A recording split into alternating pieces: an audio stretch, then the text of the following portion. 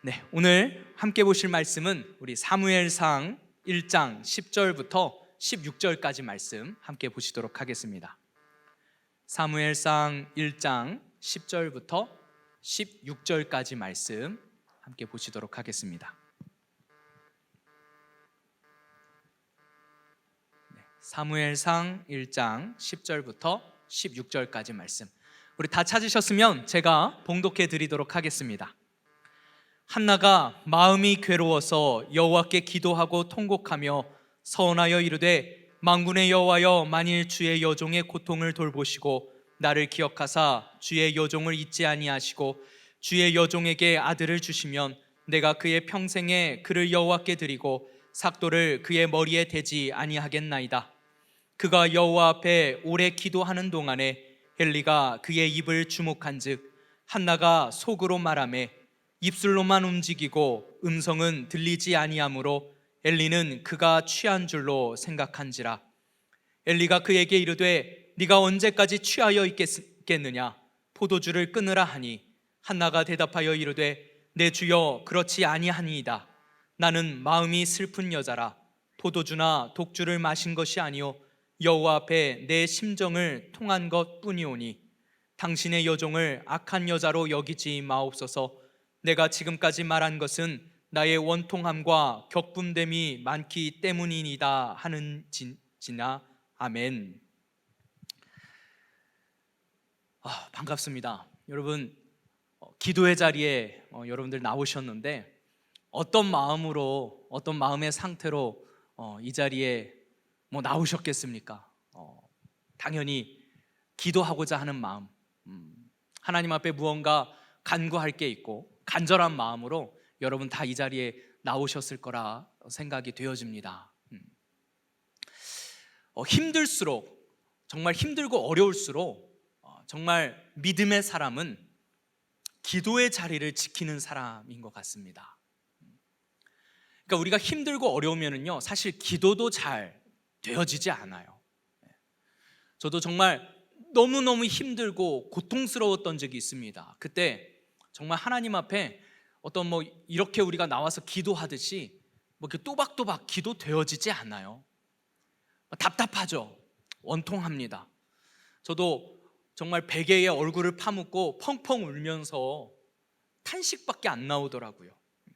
힘들고 어려우면 사실 우리가 이성적으로 생각하는 그런 기도 잘 되어지지 않습니다. 하지만 중요한 것은 우리가 입술을 열어서 뭔가 또박또박 하나님 앞에 기도하지 않아도 고통스러운 마음, 답답한 마음 가지고 차라리 베개에 얼굴을 붓고 울더라도 하나님 앞에서 울 수 있는 것, 그게 우리의 믿음이 아닌가, 그런 생각을 합니다. 여러분은 기도의 자리를 어떻게 지키기를 원하십니까? 기도의 자리는요, 무거운 자리가 아니고 지난한 싸움이 아닙니다. 야곱이 야복강가에서 하나님과 씨름한 것처럼 그렇게 씨름하는 자리 아닙니다. 우리가 기도를 어려워해요.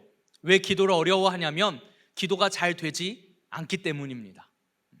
그래서 뭔가 기도의 분량을 채우는 거, 기도의 자리에 나오는 거, 또 새벽 예배 자리에 나와서 기도하는 거, 기도를 길게 오랫동안 하는 거 쉬운 일 아니거든요.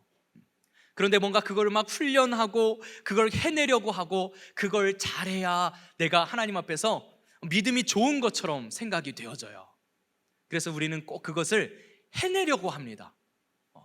기도가 나와서 하는 게 아니라 기도를 해내려고 해요.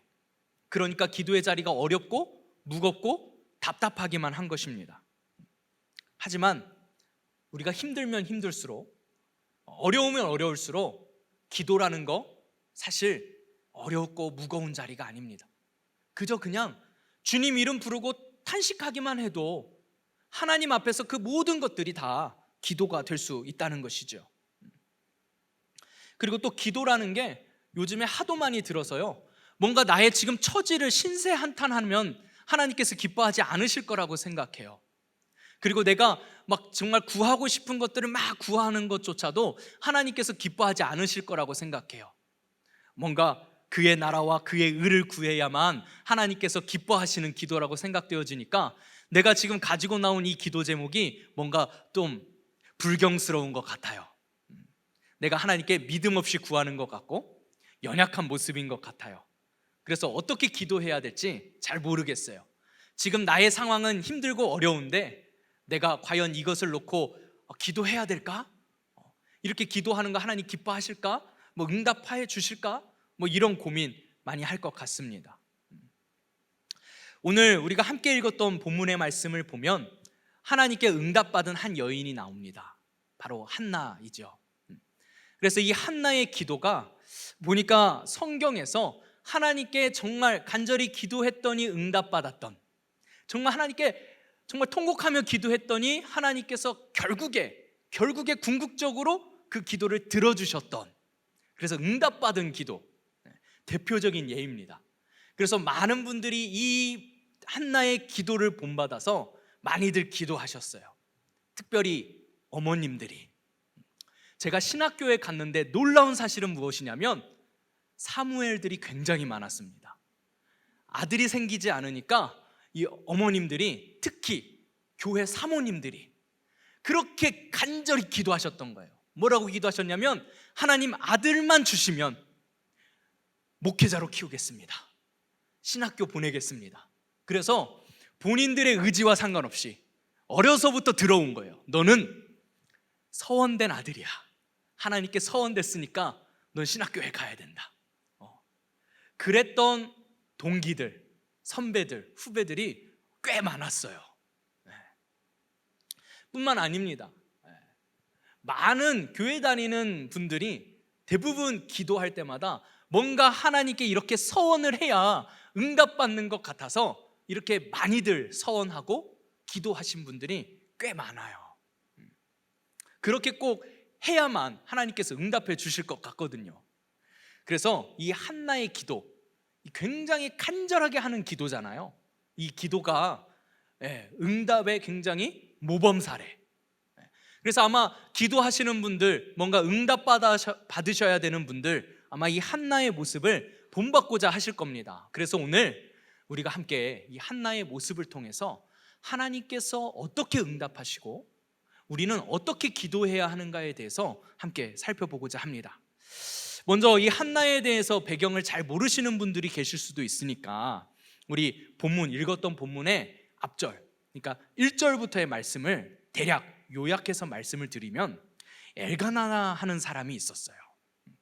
이 사람은 굉장히 그 어떤 유력한 집안의 남자였던 것 같습니다. 왜냐하면 이 엘가나라는 인물을 소개하는데 굉장히 그 앞에 많은 사람들이 열거돼요. 그는 여로함의 아들이요, 엘리후의 손자요, 도후의 증손이요, 숲의 현손이더라 하면서 많은 조상들이 열거가 됩니다. 그러니까 그만큼 어떤 유력한 집안이었던 것 같아요. 저는 제 족보도 잘 모르는데 이 족보 제는 사실 잘 모르겠습니다만 굉장히 유력한 집안의 사람이었다. 그리고 이 사람에게는요 두 아내가 있었대요. 한 사람의 이름은 한나, 그리고 또 한 사람의 이름은 분인나였습니다. 그런데 분인나에게는 자식이 있었는데 한나에게는 자식이 없었어요. 하지만 이 엘가나가 제사를 드리는 날에는 그 제물의 그 분깃을 받아왔는데, 제사장이었던 것 같습니다. 받아왔는데 아내 분인나와 그의 모든 자녀들에게는 분깃에 맞게 나누어 주고요, 한나에게는 갑절이나 줬대요. 왜냐하면 분인나보다 한나를 더 사랑했기 때문에 그렇게 주었다라고 기록하고 있습니다. 하지만 한나는요 그거 가지고는, 남편의 그 정도 사랑 가지고는 채워지지 않았습니다. 왜냐하면 분인나가 부연하게 했거든요. 이게 사투리인가요? 아무튼 부한하게 했어요. 그래서 성경은 이 한나의 적수가 분인나였다라고 기록하고 있습니다. 심지어 이 분인나가 어느 정도로 한나를 괴롭혔냐면 한나가 심히 격분하게 하여 괴롭게 했다라고 기록하고 있습니다. 격분하게 하고 괴롭게 했다라고 기록하고 있어요. 그래서 한나가요 그때마다 우는 거예요. 펑펑 웁니다. 너무나도 괴로운 것이죠. 왜냐하면 단순히 자식이 없어서기 때문에가 아닙니다. 이 당시에는 자식을 낳지 못한다는 것은 하나님께 마치 저주받은 것처럼 여겨졌기 때문이에요. 그런데 이 남편이 내가 아닌 다른 아내에게서는 자식을 잘 낳았단 말이에요. 근데 나를 통해서만 자식이 생기지 않아요. 남편이 나를 아무리 사랑해주지만 이 유력한 집안의 며느리로서 뭔가 이 집안의 대를 잇지 못한다는 것, 마치 하나님께서 나를 통해서는 대를 잇지 않으실 것 같고, 하나님께서는 내가 뭔가 잘못한 게 있고 혹은 진짜 사람들이 이야기하는 것처럼 내가 저주받은 거 아닌가? 내가 알게 모르게 지은 죄가 많아서 그런 건가? 많은 사람들도 아마 분인나는 자녀가 있고 한나는 자녀가 생기지 않는 것을 보면서 한나는 뭔가 하나님 앞에서 문제가 있을 거야 라고 이야기했을 거예요.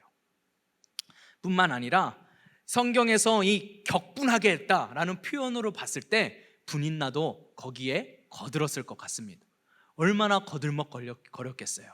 심지어 남편이 자기를 사랑하지 않고 자식을 낳아주지 못하는 그 한나를 더 사랑하고 더 많은 것을 가져다 주는 것을 볼 때마다 질투에 불타올라서 이 자식 없는 것으로 얼마나 괴롭게 했겠습니까? 그러니까요, 한나는 너무나도 정말 격분이 올라오고 괴롭고 너무 고통스러운 시간들이었을 거예요. 그래서 한나는 어떻게 했습니까? 기도하는 것입니다. 기도. 그래서 이 한나의 기도가 참 성경에서는 기도의 모범이 돼요. 응답을 받아내는 기도의 정석이 됩니다. 이보다 더 확실하게 응답을 받은 기도의 모델이 있을까 싶을 정도예요. 그래서 대부분의 사람들이 이 한나의 기도를 기도의 모델로 제시를 합니다. 맞아요. 기도를 하려면 한나처럼 해야 합니다. 하나님께 매달리려면 이 정도는 매달려야 돼요. 여러분, 마음이 괴로우면 괴로울수록, 힘들고 어려우면 어려울수록 하나님 앞에 나와서 정말 하나님께 매달리면서 기도하셔야 됩니다. 우리가 보일 수 있는 믿음의 최고의 경지는 모든 것을 다 하나님께 아뢰는 거예요. 내가 고통스럽고 힘들고 괴로울 때 가장 먼저 찾아야 하는 자리는 기도의 자리가 되어야 합니다. 지칠 때마다, 힘들 때마다 다른 것으로 그것을 해소하고 풀려고 하면 믿음의 사람이 아닌 거예요. 우리는 지치고 힘들 때마다 어느 자리를 찾아야 하냐면 기도의 자리를 찾아야 합니다. 꼭 센터 워십, 이 자리에 나와서 기도해야 한다. 꼭 새벽 예배 시간에 나와서 기도해야 한다. 꼭 교회에 나와서만 기도해야 된다. 그 말씀을 드리는 게 아니라 여러분의 침대에서라도, 제가 말씀드렸잖아요. 내가 베고 자는 그 베개에 얼굴을 파묻고 펑펑 우는 한이 있더라도 나의 힘들고 어려움, 고통스러움을 하나님께 아뢰 수 있어야 된다는 거예요. 그래서 우리가 함께 읽었던 오늘 본문 10절 말씀에 이렇게 기록하고 있습니다. 한나가 마음이 괴로워서 여호와께 기도하고 통곡하며 라고 기록하고 있어요. 마음이 괴로울 때 우리가 찾아야 할 분은 하나님입니다. 하나님께 기도하고 통곡해야 돼요. 나의 괴로움을 다른 무엇으로 풀고 해소할 수 있는 게 아닙니다. 우리는 모든 것을 다 하나님께 내어 맡길 수 있어야 돼요. 하나님을 찾을 수 있어야 돼요. 한나가 얼마나 괴로웠는지 기도가 나오질 않습니다. 여러분, 정말 괴롭고 힘들 때 기도해 보셨습니까? 기도가 나옵니까? 한숨밖에 안 나와요. 답답해요. 뭔가 기도를 해야 하나님께 정확하게 나의 상황을 뭔가 이렇게 아뢰야 할 것 같은데 아뢰고 싶지도 않아요. 내 입으로 또 한 번 반복해서 말하고 싶지 않아요. 제 아내가요, 집에 제가 이렇게 들어가면 뭔가 이렇게 목회자지만 늘 기쁘고 평안하고 늘 신나지만은 않아요. 제 나름의 고충도 있고 어려움도 있습니다. 그래서 뭔가 이렇게 힘든 모습으로 제가 집에 들어오는 날이면 제 아내가 되게 궁금해해요. 오늘은 무슨 일이 있었는지, 왜 이렇게 시무룩하게 있는지 알고 싶은 거죠. 내 남편이 밖에서 뭐 어떤 일 때문에 힘들었는지 궁금한 거예요. 보통 여자분들은 그걸 되게 듣고 싶어 하시더라고요. 그리고 여자분들은 그것을 보통 말하면서 좀 이렇게 푸신다고 들었어요. 하지만 저는 이해가 되지 않아요. 열받고 힘든 일을 굳이 내 입으로 다시 상기시키면서 또 이야기한다? 또 한 번 힘든 거예요. 그래서 그냥 입을 다물게 되거든요. 말을 하지 않아요. 남자들은 좀 그런 것 같아요. 그런데 뭔가 이렇게 듣고 싶어 하고 알고 싶어 하는데 또 얘기하는 게 너무, 이야기하면서 다시 이걸 떠올린다는 것 자체가 스트레스예요. 그래서 기도할 때도 마찬가지로 내가 이것을 또 막 힘든데 굳이 이걸 하나님께 다 하나씩 이게 너무 마음이 어려운 거죠. 기도가 잘 나오지 않아요. 한나가 13절 말씀을 보니까 한나가 속으로 말하매 입술만 움직이고 음성은 들리지 아니하므로 엘리는 그가 취한 줄로 생각한지라. 얼마나 괴롭게 기도했겠습니까? 뭔지 아시겠어요? 잘 표현이 안 느껴지시나요? 너무 괴로우면 말도 나오지 않는 거 있잖아요. 그 고통스러움, 그 고통스러움. 아마도 한나도 그렇게 기도를 했던 것 같습니다. 그런데 제사장이 그 한나가 성전에 와서 기도하는 그 모습을 보면서 이렇게 이야기하는 거예요. 14절 말씀을 보니까 엘리가 그에게 이르되 네가 언제까지 취하여 있겠느냐, 포도주를 끊으라. 안 그래도 지금 고통스럽고 너무 괴로워서 막 어떻게 말도 나오지 않아서 막 고통스럽게 몸부림치면서 지금 하나님 앞에 토로하고 있는데 그 모습을 보고 제사장이라는 사람이, 목사님이 와가지고 야, 너 술 끊어. 너 지금 교회 와가지고 너 술 취한 채로 교회 온 거야? 막 자기는 너무 힘들고 괴로운데 시험 드는 이야기를 또 하는 거예요. 그런데 엘리가 보았을 때 술 취한 사람처럼 착각할 정도로 얼마나 괴롭게 기도했는지 저는 상상해 보게 됩니다. 그러자 한나가 이렇게 고백하죠. 15절과 16절 말씀을 보니까 한나가 대답하여 이르되 내 주여 그렇지 아니하니이다.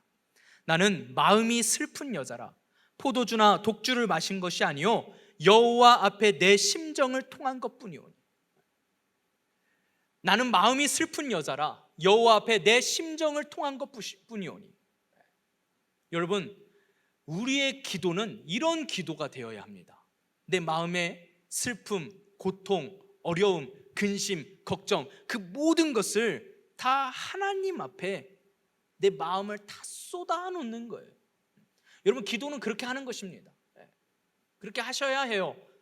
꼭 나는 막 너무 괴롭고 힘들고 고통스럽고 뭔가 내가 하나님 앞에 기도해야 될 기도의 제목이 있는데 굳이 나와가지고 그래, 목사님이 기도는 그의 나라와 그의 의를 구하는 기도를 해야 된다 그랬어. 그러면 나머지 것은 알아서 채워주신다 했으니까 그의 나라와 그의 의를 구하자. 막 너무 힘들고 고통스러운데 정신 차려야 돼. 그의 나라와 그의 의를. 여러분, 그런 기도가 됩니까? 이성적으로? 그러실 필요 없어요. 내가 고통스러우면 고통스러운 대로, 내 입술이 움직이는 대로, 내 마음이 가는 대로 내 심정을 하나님 앞에 털어놓을 수 있는 그런 기도여야 합니다. 왜냐하면 기도는요, 하나님과의 대화이고 하나님과 함께하는 호흡이기 때문에 그렇습니다. 하나님 물론 우리의 마음, 우리의 처지, 우리의 상황 다 아세요. 굳이 그거 숨기지 않아도 하나님 다 아십니다. 그거 숨기고 뭐 그의 나라와 그의 의를 구한다고 해서 하나님 그래, 네가 그거 끝까지 참으면서 내 나라와 내 의를 구하니 너 참 귀하다 이렇게 하시지 않아요. 오히려 힘들면 힘들다고, 답답하면 답답하다고, 무슨 일 때문에 힘들었다고 이렇게 이야기해 주기를 하나님은 어쩌면 더 원하실 수도 있습니다. 왜냐하면 내가 그렇게 내 마음을 하나님 앞에 꺼내놓고 기도할 때 무엇과 무엇이 통하냐면 하나님의 마음과 내 마음이 통할 수 있기 때문입니다. 그래서 내 마음을 하나님 앞에 드려야 돼요. 내 마음의 모든 것을 하나님 앞에 내어드릴 수 있어야 합니다. 여러분, 기도 응답의 비결은 내 마음이 하나님께 닿는 것이에요. 그리고 하나님의 마음도 나와 통해야 해요. 그래야 우리의 기도가 응답될 수 있습니다. 16절에도 이렇게 한나가 이야기해요. 당신의 여종을 악한 여자로 여기지 마옵소서. 내가 지금까지 말한 것은 나의 원통함과 격분됨이 많기 때문이다. 원통함, 격분. 격분이 뭡니까? 분이 일어났다는 거거든요. 화가 난다는 거예요. 이런 것까지도 다 하나님 앞에 내어놓을 수 있어야 됩니다. 마음을 여세요. 하나님께 내 마음을 털어놓으세요. 내 마음을 열고, 하나님, 제 상황이 이래요. 저 너무 억울하고 화가 나고, 정말 욕하고 싶고, 정말 그 인간 너무 믿고 너무 괴롭게 하고, 하나님, 저는 왜 이런 신세입니까? 저는 왜 이런 거예요? 저한테는 왜 이런 시련이 있는 겁니까? 하나님 앞에 내 마음을 다 털어놓으세요. 여러분, 그래야 그 기도의 자리가 귀한 자리가 되는 겁니다. 그래야 하나님과 더 가까워지고요, 그럴수록 기도의 자리를 더 찾게 돼요. 하나님 앞에서 예의 차리고 싶으십니까? 어떤 매너 있는 관계 하고 싶으십니까? 그게 아니잖아요. 저는 하나님과 더 가까워지고 싶고, 저의 더 깊숙한 이야기, 어차피 하나님 알고 계실 그 모든 거 다 하나님께 얘기하고 싶고, 다 드러내고 싶어요.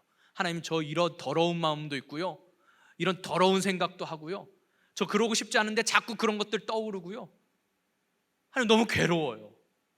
하나님, 저는요, 저 미래도 너무 걱정돼요. 저 밥은 먹고 살 수 있을까요? 애가 둘인데 비정규직이에요. 저 이 길 계속 걸으면 하나님 제 생계 책임져 주시는 건가요? 아니면 제가 알아서 살아야 되나요? 온갖 잡동사니 같은 생각들이 막 떠오르면요, 그거 숨길 필요 없어요. 다 하나님께 기도하는 거죠. 그것 때문에 마음이 흔들리고 괴롭고 걱정되고 근심이 있으니까 그 믿음 없다고만 치부할 게 아니에요. 하나님께 기도하고 털어놓은 다음에 하나님께 정답을 얻으면 돼요. 다 쏟아놔야 되는 겁니다. 그렇게 기도할 때 하나님의 마음과 내 마음이 통할 때 응답이 돼요. 그런데 여러분, 그거 아십니까? 기도의 응답은 내가 원하는 대로, 내가 뜻한 대로, 내가 바라는 대로 이루어지는 게 기도 응답이 아니에요. 하나님께서 우리에게 기도의 응답을 주시는데, 여러분, 이거는 좀 짚고 넘어갔으면 좋겠습니다. 하나님은요, 답정너세요. 이미 답이 정해져 있거든요. 그러니까 우리가 해야 될 것은 하나님이 정하신 그 답을 바꾸는 게 아니에요. 하나님이 정해놓으신 그 답을 내가 찾아가는 거거든요. 내가 알아가는 거고, 내가 깨달아야 되는 거예요. 그래서 기도 응답은요, 내가 바라는 게 이루어지는 게 아니라, 내 뜻이 이루어지는 게 아니라, 나의 기도가 하나님의 뜻에 맞추어지게 됩니다. 내 마음과 내 바람이 하나님의 마음과 바람에 맞추어지게 됩니다. 그래서 우리는 기도할 때로요, 내 모든 마음을 쏟아내야 돼요. 한나가 이렇게 기도합니다. 오늘 11절 말씀을 보니까 한나가 뭐라고 기도했냐면요, 서원하여 이르되 만군의 여호와여, 만일 주의 여종의 고통을 돌보시고 나를 기억하사 주의 여종을 잊지 아니하시고 주의 여종에게 아들을 주시면 내가 그의 평생의 글을 여호와께 드리고 삭도를 그의 머리에 대지 아니하겠나이다. 여러분, 뭔가 우리가 한나의 기도를 통해서 착각하는 게 뭐냐면요, 하나님께 뭔가 센 거를 서원했더니 결국엔 하나님께 그것을 드리니까 이것을, 아들을 얻어냈다, 응답받았다. 우리는 뭔가 한나의 기도를 그렇게 착각해요. 여러분, 그런데요, 사실 이 한나의 모습을 통해서 우리가 볼 수 있는 건 뭐냐면요, 결국에 이 기도를 통해서 누가 자기의 뜻을 이루신지 아십니까? 한나가 자기의 뜻을 이룬 게 아니에요. 아들을 얻었으니까 한나가 뜻을 이룬 것 같죠? 아니요. 하나님께서는요, 결국엔 한나를 바꾸신 겁니다. 어떻게 바꾸셨냐면요, 한나가 자기 아들을 하나님께 바치도록 한나의 마음을 결국엔 바꾸시고, 결국엔 누가 이기셨어요? 이겼다고 표현하기는 좀 그렇지만 하나님이 하나님의 뜻을 이루셨어요. 여러분, 사무엘이 어떤 인물이었습니까? 그냥 그저 그렇고 하나님께 바쳐서 그냥 제사장 직무나 그냥 수행하던 그냥 일개 하나의 제사장이었습니까? 아니었습니다. 사무엘은요, 이스라엘 역사에 가장 중요한 영적 지도자의 역할을 감당했던 아주 중요한 인물이었습니다. 그런데 하나님께서 어쩌다 보니 한나가 그렇게 기도하니까, 야, 네가 그렇게까지 서운하면서 나한테 기도하는데 내가 아들은 줄게. 그리고 나서 아들을 주고 나니까 어차피 바친 거, 야, 그래, 그냥 얘 한번 훌륭하게 한번 사용해 보자 해가지고 하나님이 뭐 훌륭한 인물로 갑자기 임기응변식으로 만드셨을까요? 아니요.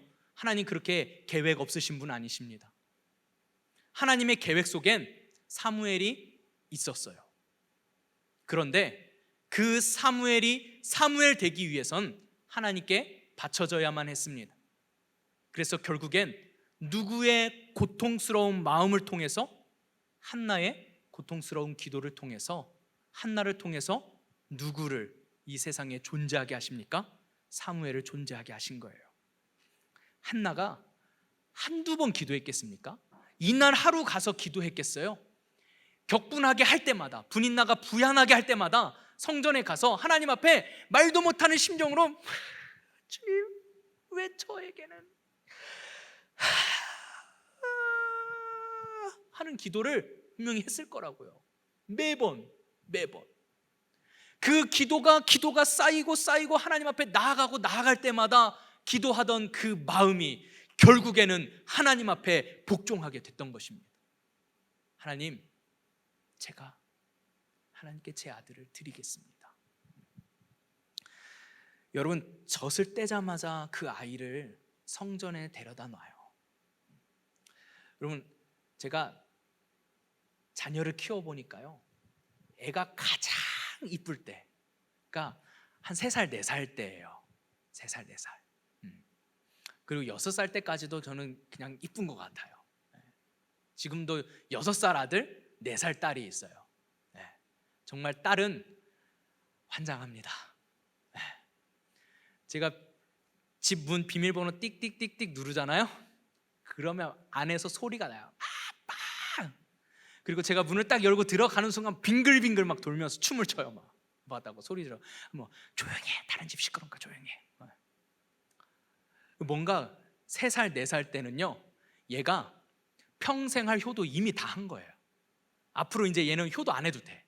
3살, 4살 때 다 합니다. 여러분이 이미 효도 다 하셨어요.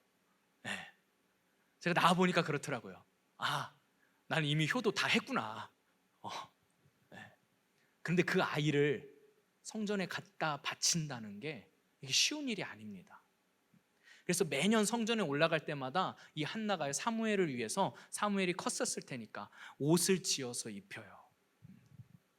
저는 이걸로도 또 설교 한 편을 만드는데, 기도로 옷 입히는 엄마, 얼마나 그 아들이 그립고 보고 싶고 품에 안고 싶지 거기다 놓고 오고 싶겠어요? 그 아들을 생각하면서 계속 옷을 지어 만듭니다. 그냥 만들었겠어요? 이렇게 기도하는 무릎의 어머니가 기도로 옷 입히는 어머니. 한나가요, 그 아들을 하나님 앞에 드릴 때에는 그 고통이 있었지만 하나님 앞에서 이렇게 서원하면서 기도해서 사무엘이 이 세상에 존재하게 된 것입니다. 왜냐하면 하나님께서 그렇게 하셨다는 것을 우리가 쉽게 알 수 있어요. 어떻게 알 수 있냐면 사무엘상 1장 5절과 6절 말씀을 보면 그렇습니다. 5절 6절 말씀을 보면 이렇게 기록되어 있어요. 한나에게는 갑절을 주니, 그러니까 엘가나가 한나에게는 갑절의 것을 주었지만, 그렇게 사랑했지만, 그러나 여호와께서 그에게 임신하지 못하게 하시니. 누가 임신하지 못하게 하셨어요? 하나님이 일부러 한나가 임신하지 못하게 막으셨어요. 6절에도 이어집니다. 여호와께서 그에게 임신하지 못하게 하심으로 그의 적수인 분인나가 그를 심히 격분하게 하여 괴롭게 하더라. 이거 환장할 노릇 아닙니까? 하나님이요 일부러 안 주셨대요. 그리고 하나님이 일부러 안 주셔서 무슨 일이 일어나냐면 그의 적수인 분인나가 그를 심히 격분하게 하여 괴롭게 하게 했대요. 한나로 하여금 그 지난한 고통과 괴로움의 시간을 하나님께서 만드셨던 거예요. 한나의 저주가 아니라, 한나의 죄가 아니라, 한나의 잘못이 아니라 하나님께서 한나로 하여금 결국엔 하나님 앞에 엎드려서 자기 아들을 하나님의 종으로 바치도록 하나님께서 그렇게 만드시는 작업이었어요.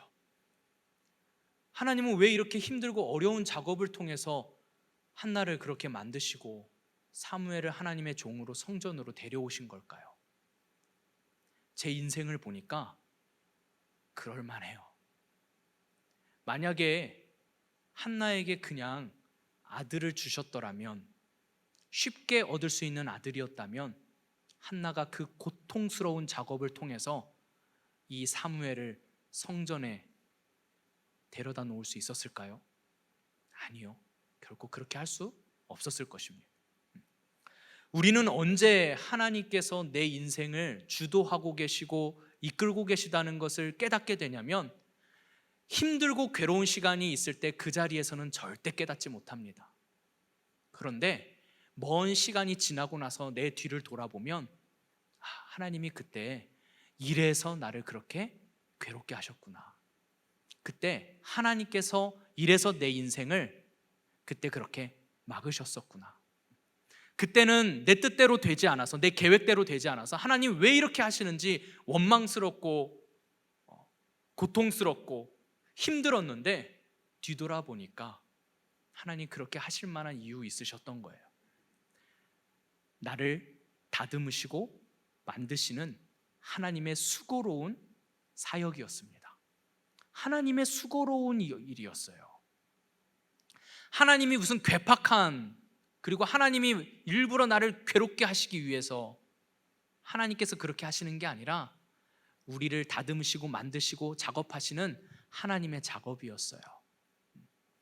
한나가 이렇게 괴롭게 기도할 때 하나님 변태처럼 내가 역시 괴롭게 하니까 아주 그냥 힘들어 죽는구만, 이런 하나님 아니세요. 내가 괴로워하고 힘들 때 하나님께서도 괴로우세요. 하지만 하나님, 조금만 더 버티면 네가 정금이 될 수 있고 옥석같이 내 앞에 나올 수 있을까? 하나님의 뜻을 그렇게 이루어 가시기 위해서 우리가 고통스러운 그 상황 가운데서도 하나님은 일하시고 작업하시는 거예요. 하나님께서 이렇게 작업하시는 이 모습을 굉장히 상징적으로 잘 보여주고 있는 말씀, 본문이 있습니다. 바로 창세기 32장에 나오는데요, 야복 강가에서 야곱과 씨름하시는 하나님이세요. 32장 24절을 보니까 야곱은 홀로 남았더니 어떤 사람이 날이 새도록 야곱과 씨름하다라 라고 기록하고 있습니다. 날이 새도록 야곱과 씨름하다가, 왜 야곱이 홀로 남았고 왜 어떤 사람과 야곱이 씨름하게 되었냐면, 야곱이 이제 고향으로 돌아가게 됐어요. 하나님께 한 약속이 생각났기 때문이었죠. 그런데 가면 형 에서가 기다리고 있으니까 그 에서가 어떻게 자기를 맞이할지 뻔히 알기 때문에 고통스러운 시간이었어요. 난 분명히 아버지에게 축복 기도를 받았는데 왜 내 인생은 이렇게 험악한 인생인가? 그리고 내가 가게 되면 형이 나를 죽이려고 기다리고 있는데 내가 가는 것이 맞는 것인가? 도대체 내가 어떻게 해야 되나? 너무 고통스럽고 괴로운 시간이었을 거예요. 그때 누군가 나타났습니다. 무슨 얘기든 긴 이야기니까 신학적인 논쟁은 차지하고요, 이 어떤 사람은 곧 성자 하나님이십니다. 하나님께서 직접 야복강가에 있던 야곱을 찾아오신 거예요. 그리고 야곱을 어떻게 합니까? 힘들게 씨름을 계속해서 매달리는 씨름을 합니다. 25절 말씀을 보니까 이렇게 기록되어 있어요. 자기가 야곱을 이기지 못함을 보고 그가 야곱의 허벅지 관절을 치매 야곱의 허벅지 관절이 그 사람과 씨름할 때에 어긋났더라. 야곱이 얼마나 거세게 매달렸는지. 야곱이 왜 매달렸겠어요? 자기가 원하는 거 자기의 뜻대로 이루어 달라고 뭔가 끈질기게 매달리면서 이기려고 했겠죠. 그때 하나님께서 어떻게 하셨습니까? 야곱을 굴복시키십니다. 쳐서 넘어뜨리세요. 그리고 굴복시키십니다. 그 이후에 보면 마치 야곱이 이긴 것처럼 해석되어지는 부분이 있어요. 그게 뭐냐면 바로 야곱의 이름이 바뀌는 28절 말씀입니다. 그가 이르되 내 이름을 다시는 야곱이라 부를 것이 아니요 이스라엘이라 부를 것이니 이는 내가 하나님과 및 사람들과 겨루어 이겼음이니라. 그러니까 꼭 뭔가 하나님을 이긴 것처럼 표현하고 있어요. 여러분, 이거 번역의 약간의 오류라고 볼 수 있겠습니다. 여러분, 이스라엘이라는 이 이스라엘의 뜻은 무엇이냐면요, 하나님과 싸워서 이겼다라는 의미가 아니라 오히려 하나님께서 주도하시다, 하나님께서 이끄시다 라는 의미가 있습니다. 쉽게 표현하자면 하나님이 통치하시는 나라, 이게 바로 이스라엘이라는 이스라엘의 참 의미입니다. 그러니까 하나님께서 야곱의 이름을 이스라엘로 고쳐주신 것은 단순히 하나님과 싸워서 이겼다, 결국엔 끝내는 자기가 원하는 대로 하나님께 응답을 받아내었다라는 의미가 아닙니다. 하나님께서 야곱을 굴복시키시고 이제는 네 뜻대로 사는 삶이 아니라 하나님께서 주도하시고 이끄시는 삶을 살아가는 것이다 라고 하나님께서 가르쳐 주신 거예요. 그러자 야곱이 어떻게 했습니까? 30절 말씀을 보면 이렇게 기록하고 있어요. 그러므로 야곱이 그곳 이름을 브니엘이라 하였으니 그가 이르기를 내가 하나님과 대면하여 보았으나 내 생명이 보존되었다. 내가 씨름한 것이 어떤 사람이 아니라 하나님과 씨름했고 내가 하나님과 대면하여 보았지만 내가 죽지 않고 목숨을 건졌다 라는 표현이에요. 그러니까 야곱은요, 지금 자기가 씨름했던 게 하나님이라는 사실을 깨달았습니다. 그리고 하나님께서 자기를 굴복시켰다는 사실도 깨달았어요. 여러분, 기도라는 거 그것입니다. 씨름하는 거예요. 씨름하는 건데 우리는 꼭 하나님을 이겨야 된다고 생각해요. 그래서 뭔가 내 기도가 응답되어지고 내 뜻이 관철되어서 하나님이 나를 이해하시고 나의 어떤 의중을 파악하셔서 하나님이 내 뜻을 들어주시는 것, 그게 응답이라고 생각합니다. 원하는 바를 기도했던 것. 저는 기도 많이 했지만 저도 별로 그렇게 제가 기도한 대로 이루어진 적 없었어요. 제가 어려서부터 그 배우자를 위한 기도를 하기 시작했습니다. 제가 고등학생이 됐는데 보통 이제 초중고를 나오면 그 여자친구 정도는 한 번쯤 사귀어 볼 법도 한데 저는 그 초등학교 때부터 그 발렌타인데이 때 그 초콜릿을 많이 받는 애들이 참 신기했어요. 저 자작극 아니야? 네. 뭔가 막 그런 얘기 있어요. 막 저희 어머니가 아무개 형은 막 집에 여자애들이 막 초콜릿을 막 싸들고 와가지고 막 넘쳐난대요. 저는 하나도 받아본 적이 없어요. 네. 너무 신기한데 어쨌든 저는 여자친구라는 존재를 만나본 적이 없어서 고등학교 때부터 내가 기도를 안 해서 그런가? 그래서 그때부터 이제 기도를 하기 시작했습니다. 하나님, 빨리 만나고 싶어요. 뭔가 이게 짝은 정해졌다 그러던데 저 그 짝 빨리 만나고 싶어요. 막 기도를 했는데 어떤 분이 그러더라고요. 구체적으로 기도해야 된대요. 네, 구체적으로. 근데 저는 딱 그런 생각이 드는 거예요. 아니, 이미 뭔가 정해졌을 것 같아요. 내가 기도한다고 바뀌진 않을 것 같아요. 이미 정해졌을 것 같은데, 하나님, 제가 그냥 일찍 만나고 싶어요. 그리고 어차피 하나님이 정하셨을 텐데 두려운 거예요. 나는 뭔가 그 외모지상주의. 그래서 뭔가 좀 이렇게 예뻤으면 좋겠는데, 보아하니 내가 그렇게 하나님께 이쁨 받을 것 같진 않고, 하나님께서 뭔가 내가 원하는 이상형을 준비해 주시진 않았을 것 같고, 제가 이렇게 기도했습니다. 하나님, 뭔가 이미 정해졌을 것 같은데 차라리 제 눈을 삐게 해주세요. 어떨지 저는 모르겠습니다. 다만 제가 바라는 것은 제 눈을 삐게 해주세요. 그래서 완전 그냥 띠용. 다른 사람이 평가할 때 별로여도 그냥 나는 그냥 무조건 좋은, 그냥 제 눈을 삐게 해주시든지 제가 어떻게 되든지 이렇게 해주세요 라고 기도했어요. 그리고 나서 지금 아내를 만나서 다른 여자분을 만나본 적도 없이 결혼해서 지금 살고 있습니다. 제가 이렇게 설교를 했더니, 제가 결혼하기 전에 저희 그 제가 담당했던 부서의 부장 권사님께서 제 결혼식에 오시더니 그런 얘기를 하시더라고요.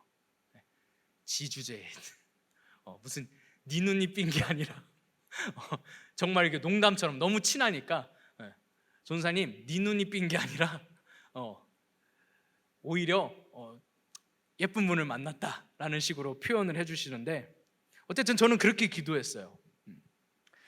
한 번은 친구 부부를 만났는데, 친구 부부가 이렇게 이야기를 하더라고요. 아직 제가 자녀가 없을 때 태어날 자녀를 놓고 기도해야 된대요. 그리고 구체적으로 기도해야 된대요. 어떻게 구체적으로 기도해야 되냐면, 눈은 어떻고 코는 어떻게 됐으면 좋겠고, 뭐 입은 어떻고 귀는 어떻고, 이렇게 태 속에 있을 때부터 구체적으로 기도해야 된대요. 그래서 물어봤습니다. 진짜 그렇게 기도한 대로 태어났어? 그랬더니, 그러니까 애가 이제 이미 태어났거든요. 자기는 그렇게 기도했다고 우리를 이제 가르쳐 주는 거예요. 그렇게 구체적으로 기도해야 된다고.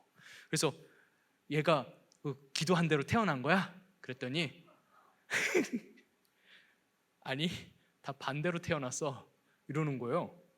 그러면 왜 구체적으로 기도하라는 거야? 어차피 기도한 대로 태어나지도 않는데. 그러니까 우리가 뭔가 기도할 때는요, 내 뜻을 하나님께 구해야 하나님께서 그렇게 응답해 주신다고 우리가 좀 착각하는 것 같아요.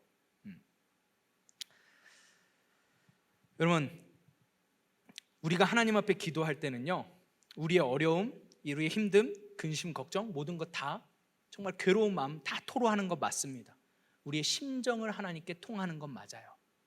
중요한 것은 우리가 그렇게 기도할 때 하나님께서 응답하시는데, 그 하나님의 응답의 방식은 우리의 뜻을 하나님의 뜻에 맞추시는 것입니다. 결국 하나님의 응답은요, 내 자신이더라고요. 내 자신이 하나님의 응답이더라고요. 하나님께서 나를 만지시고 빚으시고 만들어 가시면서 내 기도가 변하게 하시고 바뀌게 하셨어요. 그리고 이제는 더 이상 내가 원하는 것을 구하는 것이 아니라 내가 하나님의 뜻을 찾아가고 하나님의 뜻에 나를 맞추시는 것을 경험하게 됩니다. 그래서 더 이상 이제는요, 두려울 것도 없고, 어떤 근심 걱정보다 하나님을 더 신뢰하고 하나님을 의지하게 만드세요. 왜냐하면 내가 그렇게 고통스럽고 괴로웠던 시간을 뒤돌아보니까 하나님 다 그렇게 하신 이유가 있었던 것, 제가 그것을 보고 깨달을 때마다 앞으로도 하나님 이렇게 일하시고 역사하실 것이라는 그 확신, 내 불확실한 미래, 그래서 하나님께 맡길 수 있고, 하나님 이전에 그렇게 역사하셨던 것처럼 앞으로도 내 인생 그렇게 만들어 가시고 인도하실 거야 라는 어떤 확신. 그래서 하나님을 저는 신뢰합니다. 그리고 하나님을 의지합니다. 하나님은 제 인생에 있어서 실수한 적 없으세요. 다만 내가 깨닫지 못했을 뿐입니다. 내가 기도하면 기도할수록 하나님은 깨닫게 하시고 저에게 보여주셨어요. 그리고 저에게 더 하나님을 신뢰할 수 있는 마음, 확실한 믿음을 저에게 허락해 주셨습니다. 오늘 여러분들도 하나님 앞에 기도하고 내 마음을 통회할 때 하나님께서 깨닫게 하시는 은혜, 그래서 내가 이제는 하나님을 신뢰함으로 내가 이제 불확실한 미래의 두려움보다 하나님께서 나를 인도하고 계신다는 것을, 하나님께서 내 인생 가운데 역사하고 계신다는 것을 깨닫고 하나님을 신뢰하고 하나님을 의지할 수 있는, 그래서 두려움과 근심과 걱정보다는 하나님을 향한 믿음과 확신으로 설 수 있는 저와 여러분이 되시기를 주님의 이름으로 축원합니다.